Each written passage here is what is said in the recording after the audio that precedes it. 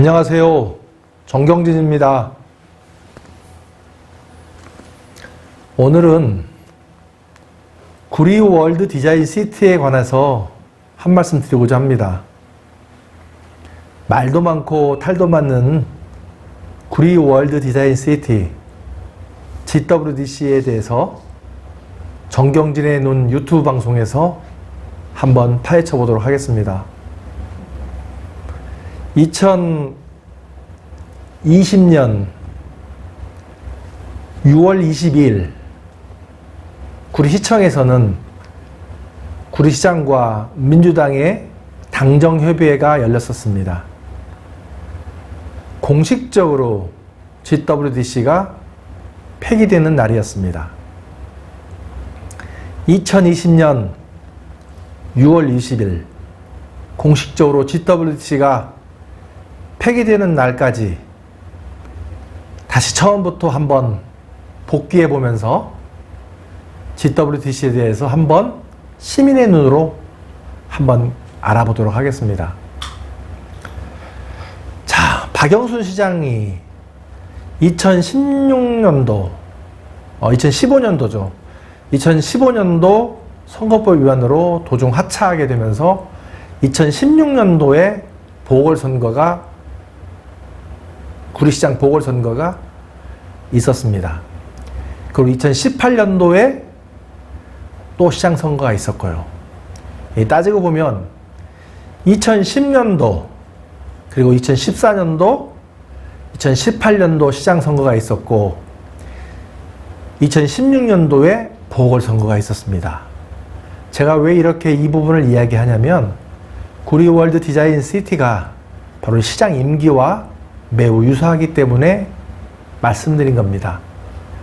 벌써 10여 년이 지나다 보니까 다들 잊혀지고, 그리고 그게 무슨 사업이냐 이런 자주 섞인 목소리도 하는 경우도 있고, 또 사기꾼이다 이런 이야기도 들리고 있는 이 마당에 구리 시민의 피와 눈물이 들어간 구리 월드 디자인 시티에 대해서 한번 백서 쓰는 마음으로 알아보고자 하는 마음에서 시작했습니다.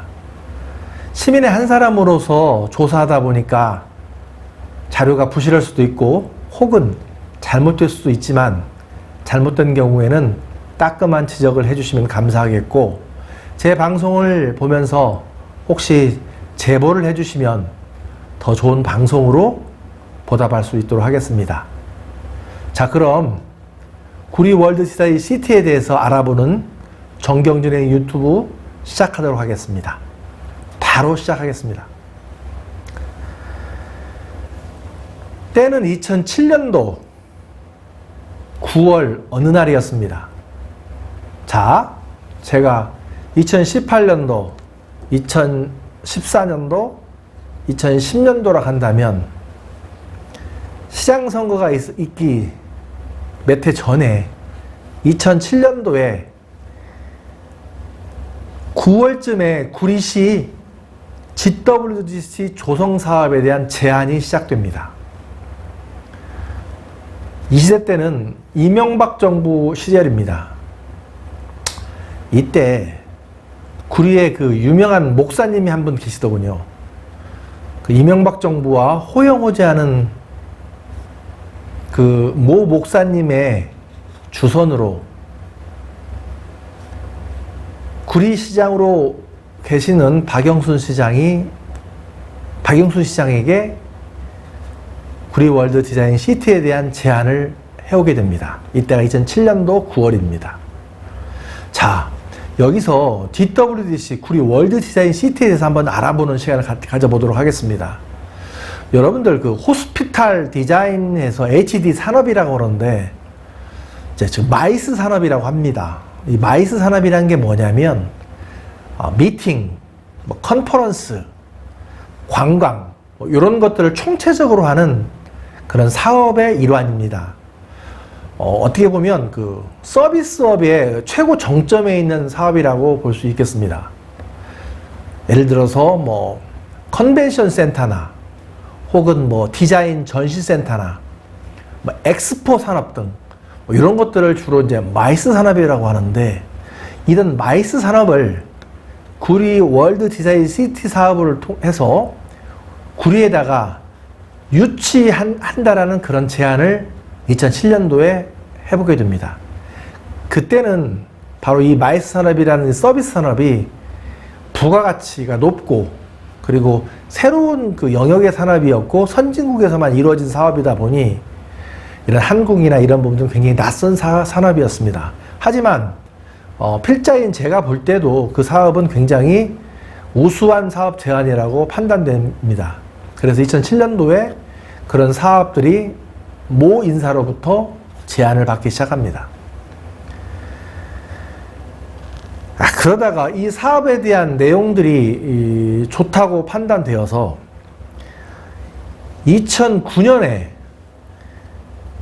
미국 측 대표인 KNC와 MOA를 체결합니다. 이 사업은 구리시에서 이 사업에 대한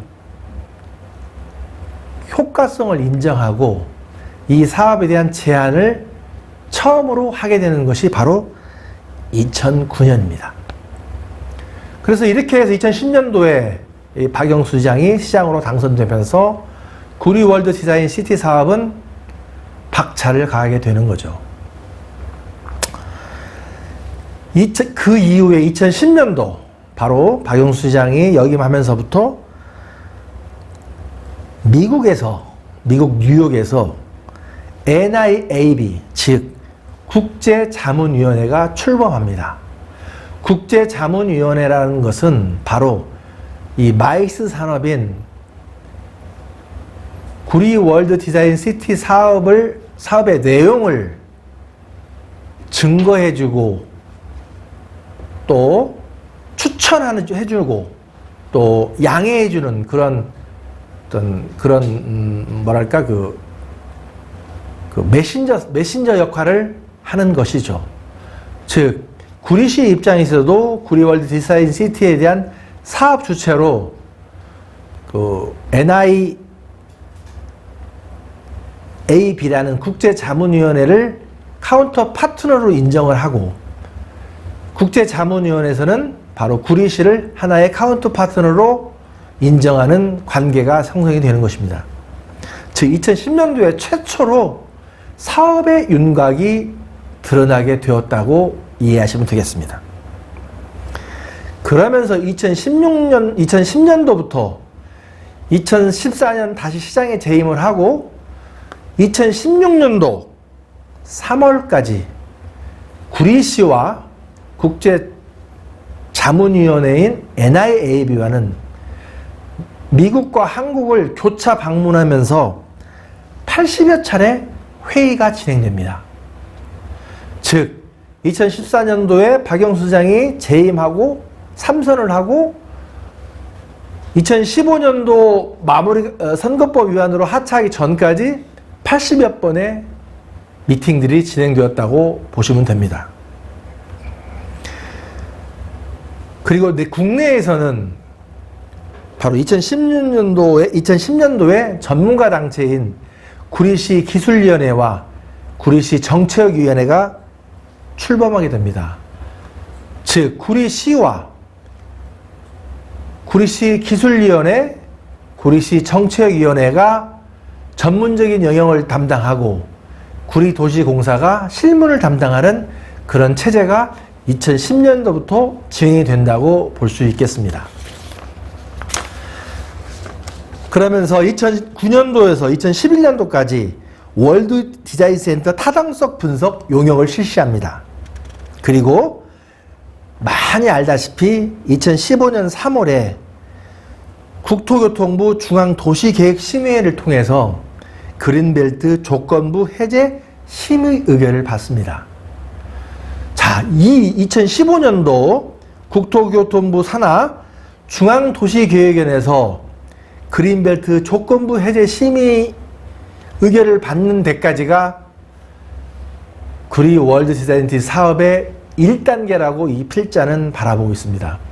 이때까지는 구리시와 구리시 기술위원회와 구리시 정책위원회와 그리고 KNC 그리고 NIAB가 혼연일치가 되어서 이 구리 월드 디자인 시티를 유치하기 위한 기반 산업들을 진행해 왔습니다.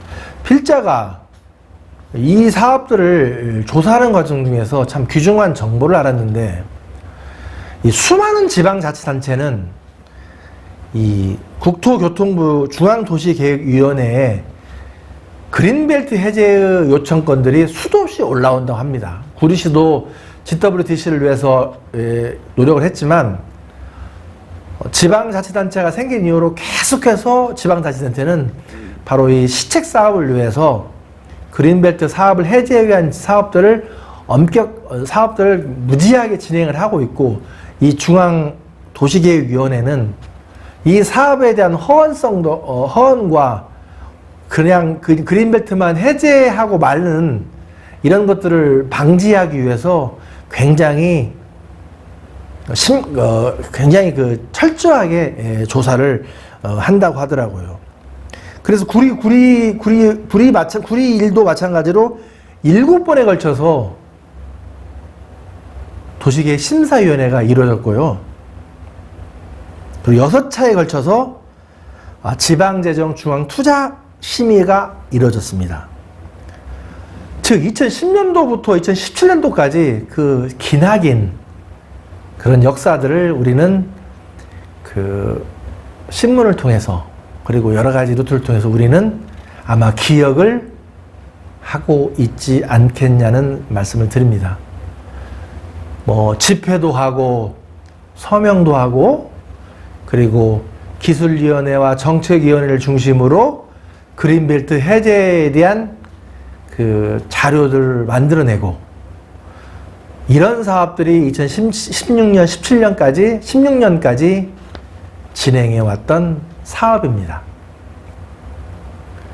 자, 오늘은 그린벨트 사업의 1단계까지만 설명하는 것으로 마치도록 하겠습니다. 너무 길게 이야기하다 보면은 이해가 잘 안 되고, 또 어떤 맥락에서 이것을 봐야 되는지를 우리는 알아야 되기 때문에 오늘은 그린벨트 사업의 1단계만 설명하는 것으로 방송을 마치도록 하겠습니다. 즉, 다시 정리를 하다 보면 2007년도에 사업이 제한되었고, 2010년도부터 2016년도 15년 말까지, 즉 박영순 시장 재임 시절 동안에 KNC, 그리고 NIAB 국제자문위원회, 그리고 구리시 기술위원회, 구리시 정책위원회, 그리고 구리시 도시공사가 한마음 한뜻이 되어서 조건부 그린벨트 해제까지 왔다는 내용을 중심으로 방송을 했습니다. 시청해 주셔서 감사하고요. 혹시 틀린 내용들이 있으면 저에게 제보를 해주시고, 다음 2번째 방송은 더 알찬 내용을 가지고 이야기하도록 하겠습니다. 시청해 주셔서 감사합니다. 고맙습니다.